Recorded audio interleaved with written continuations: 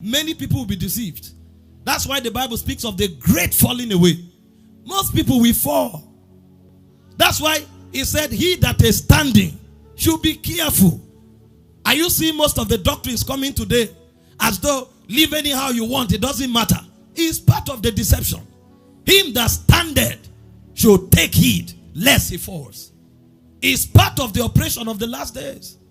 So when a man can't live righteous, he looks for a doctrine that supports living carelessly. Yet he's saved and properly saved. These are deceptions of the age. It says, for many shall come in my name, saying, I am the Christ, and shall deceive many. Verse 6, it says, and ye shall hear of wars, rumors of wars. See that ye be not troubled, for all these things must come. But the end, the day of the Lord, is not yet come. So these are signs of the last days. When you see them, know you are in the last day. Although it is not the day of the Lord, but they are signs. And you are going to see Paul speak about them, because I'm going back to 2 Timothy. I'll show you. It says, for nations shall rise against nations, kingdom against kingdom, and there shall be famine and pestilence and earthquake in diverse places. It says, all these things are the beginning of sorrows. We are in the age of sorrows. It said, next verse, then shall they deliver you up to be afflicted, and shall kill you, and ye shall be hated of all nations for my name's sake. Have we raised Christians that will die for his name's sake? That means we are not prepared. That's why we need preparation. Jesus is saying the quality of Christians that will survive in the last days are those who can die for his name's sake. Do you think we have such Christians? How many of you can die for Jesus? The way you raise your hand fast shows you don't know the meaning. You should have said, Holy Spirit, help me by your grace. When you say I can, you don't know what we are saying. Maybe you go to Hebrews 11, read from verse 32 to 36. Some were sawn asunder. You think when they say die for Jesus, they will just shoot you. You close your eye and appear in heaven. No, sir. Die for Jesus means you can be in prison for 10 days without food. Then they behead you. Die for Jesus means you can be torn and sawn asunder. Is it this generation that can't go out for evangelism that can die for Jesus? You wake up on Saturday and say, I'm tired. This generation that cannot give their resources for kingdom that can die for Jesus. If you can't give money, can you give your life? If you can't give time, can you give your life? It's not a question to answer quick. But Jesus is telling us, this is the age we have come to. That means it's a risk to be a genuine Christian. But if you are not a genuine Christian, then you also risk God. Verse 10. And then shall many be offended, and shall betray one another, and shall hate one another. Next verse. And many false prophets shall rise, and shall deceive many. And because iniquity shall abound, he said, the love of many shall what? Wax cold. So when you study the end of the age, you are going to discover that there will be increase in lawlessness, increase in apostasy, people who will turn from Christ, and increase in deception and immorality. In fact, Paul speaking about this in 2 Timothy 3, verse 1 to 5. Let's read it. And 2 Thessalonians 2, verse 3. Write these scriptures down. Today I'm going to be very slow. I want you to get the foundation. It said, put then in mind. 2 Timothy 3, verse 1 to 5. And it said, this know also, that in the last days perilous times shall come. For men shall be lovers of their own selves. Are you seeing the reason for first chat? People idolize themselves. You see somebody throwing out his tongue and recorded and put online. Serpentine order. And you will think they do it in brothels. No, sir. Here they do it. They are worshiping God. Instead of people connecting to God, they are recording to put online. Let their friends see where they are. If you need the recording, there is a camera session there. Wait, when the service is over, get any part of the recording you want. Put anywhere you want. Lovers of themselves. It said men shall be covetous. Somebody sees your phone. Some people, as you are sitting here now, be discerning. Somebody can see your phone and monitor you until after the service, until you enter the dark, to stab you and collect the phone. So long as his eyes are on that phone, he doesn't care if your kidney is destroyed. It's a covetous generation. That's why most of the people with high blood pressure now, it's not sickness. It's covetousness. That's why this generation, 19-year-old people are having high BP. These are things that affect elderly people. But the person went on Instagram, saw his classmate with a watch or a phone, and the next thing is, God, why am I like this? Questioning the Almighty.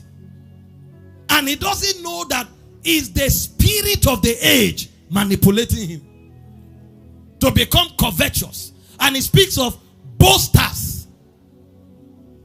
A pastor is sitting doing live stream. He wants you to see his watch.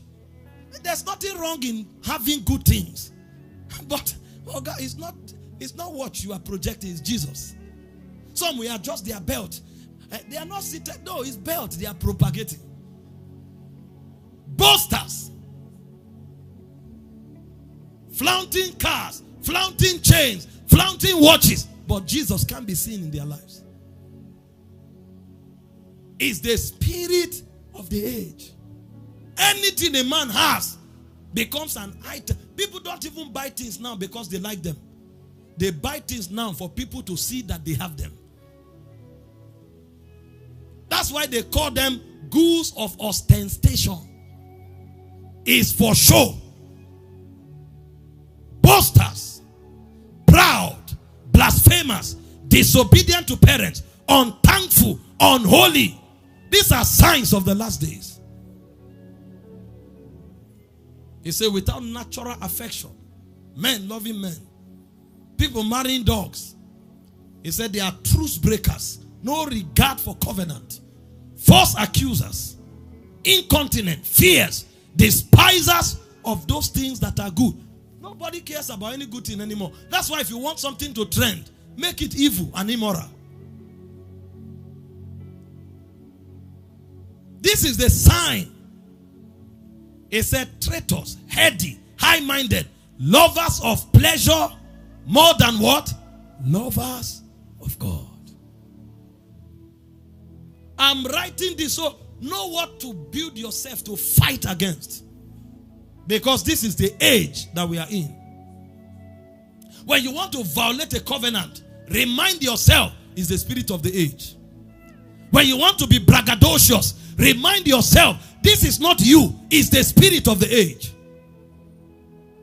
When you are obsessed with immoral things, remind yourself it's not your desire, it's the spirit of the age. If your Christianity is not brought into this understanding, you will fall. Because you will live carelessly and unprepared. Number 2, what is the sign that Jesus gave us? You can add 2 Thessalonians 2 verse 3. Number 2, the rise of the antichrist. These are events of the last days. Write them down so that you will know why we are calling it the last days. Because many don't know. When we say the last days, they don't know what it means. So they don't know how to position themselves.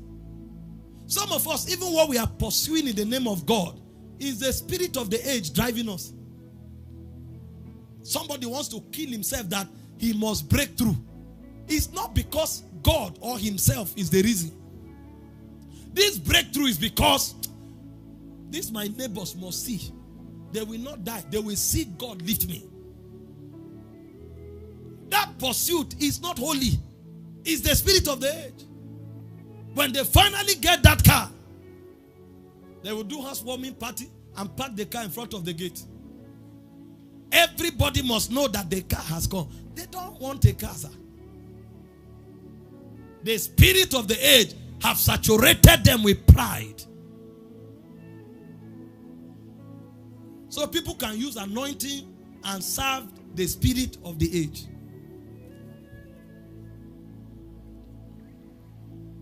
Number 2, it said, 2 Thessalonians 2, verse 3 to 4. Let no man deceive you by any means, for that day, that's the day of the Lord, shall not come, except there is first of all a falling away, and the man of sin, the son of perdition, is revealed, is made manifest, who opposed and exalted himself above all that is called God, all that is worshipped, so that he as God seated in the temple, showing himself as God. The rise of the Antichrist. Now understand this. The Antichrist is a prince, an agent of Satan. But the Antichrist is also a spirit. That's why he didn't just tell us about an entity. He gave us his characteristic. Anything that opposes Christ, opposes the way of the Lord, anything that tries to exalt itself above God is of the Antichrist spirit. And we are going to examine many scriptures so that you'll get to see it. There are many Christians that will become Antichrist. They will feel they are offended with church. So they will begin to oppose everything that is of God. And there are many who are in church who will be Antichrist. They will be so big that Jesus will become obscured. So they will be exalted above Jesus. Because they will call it honor. So you will honor pastor more than Jesus. More than scriptures. More than the ordinances of God. It's an Antichrist spirit. So you can even teach eschatology and not know that you are Antichrist. This is why it's important for understanding to be built. The son of perdition, the lawless man, will appear.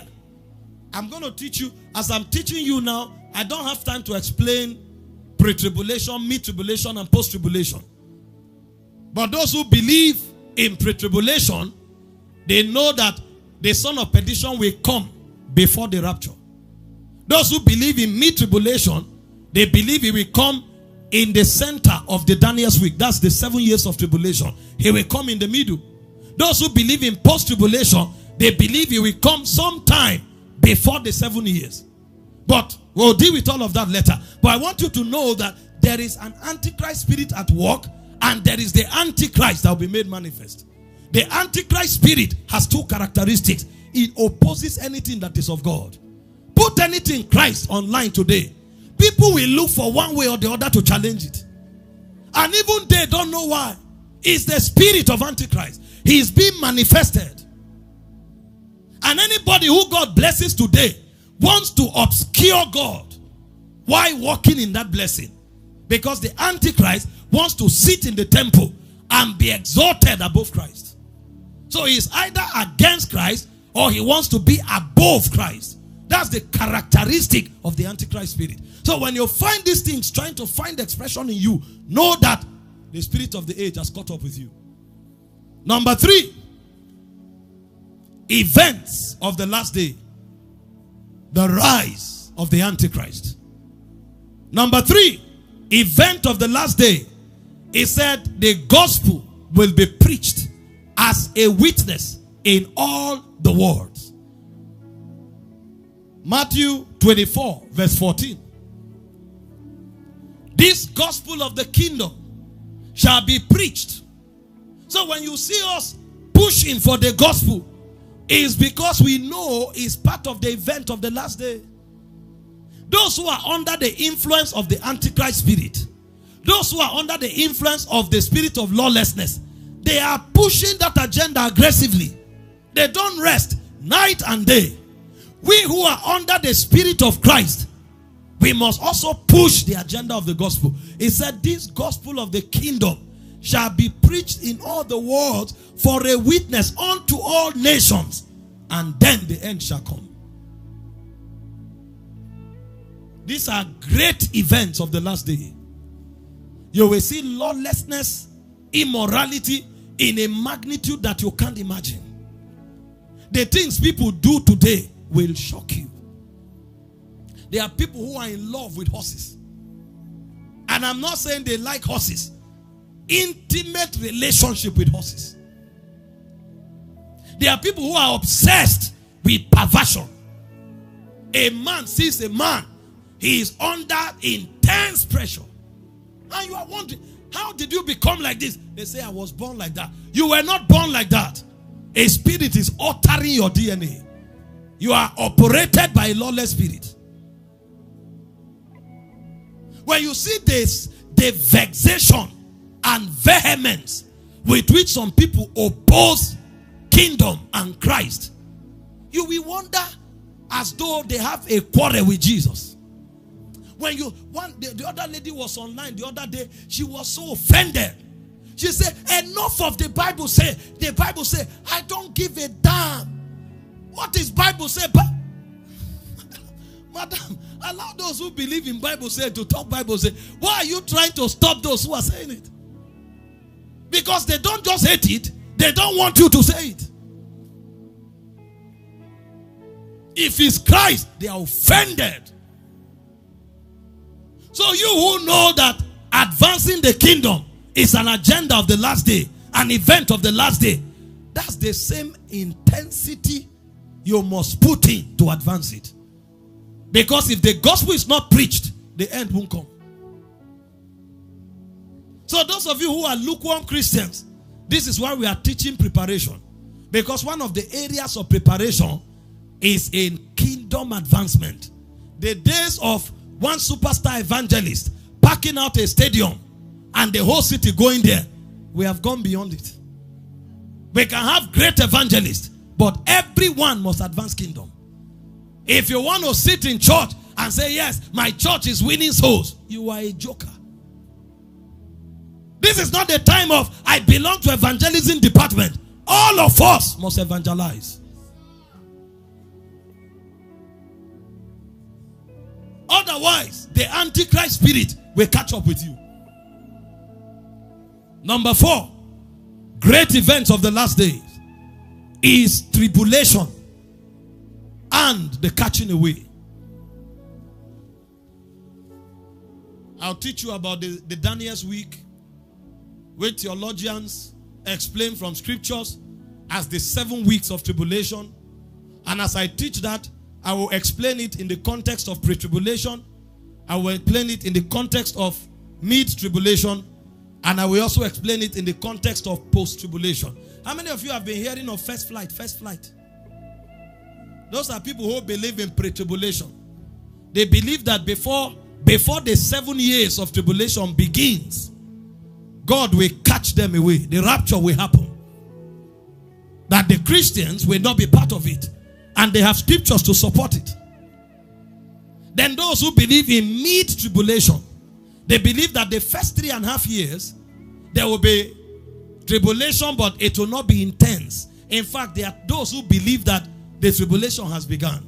That the persecution of the church is the first phase of tribulation.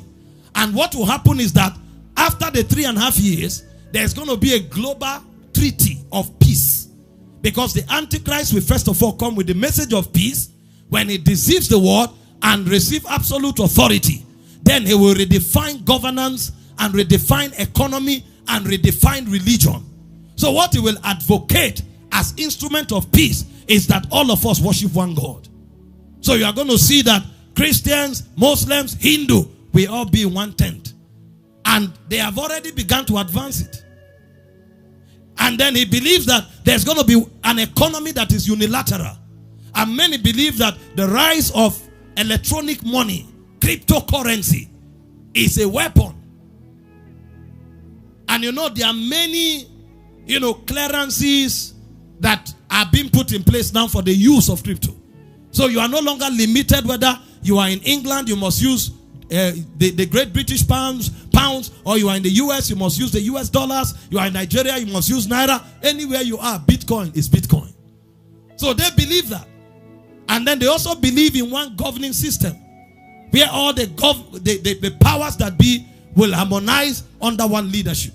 When he is able to use peace to achieve that, what he will now do is that he will bring his real identity. That's when the real tribulation will begin. And they believe that is in the second 3.5 years. That's when he will give the mark of the beast. If you don't have it, you can't buy, you can't sell. So that's mid-tribulation. And those who believe in mid-tribulation believe that when that is about to happen, the church will be raptured. And then there are those who believe in post-tribulation. We will be here through the tribulation. And there are scriptures for it. So we are going to examine all of that. But the idea is to equip you with knowledge so that you are adequately positioned for the last day. Do you follow? But there is what? Tribulation. And the Bible called it a great tribulation. I read two scriptures. Matthew 24, 21 to 22. Whether you go before or you remain, make sure you are prepared. Because if you are singing, we will go, we will go. If you don't go, and you have not built your faith, you have not learned to endure, you'll be the first to say, who did you say Jesus is again? Is he a Jewish man? Where does he come from? Which year did he live? So prepare yourself. If you go, enjoy with God. If you don't go, stand your ground. He said, occupy till I come. Praise God.